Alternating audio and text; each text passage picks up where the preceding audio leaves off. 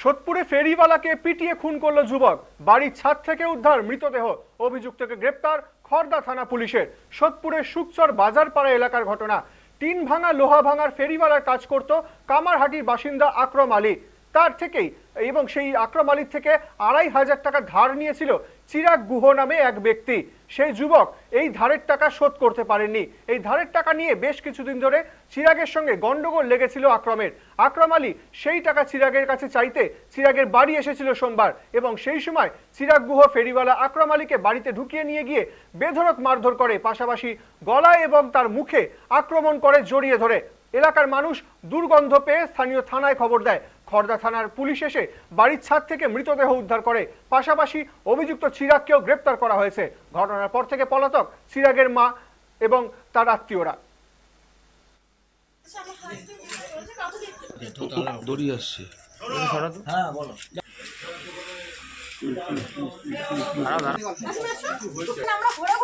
আস্তে আস্তে আস্তে তো কামারি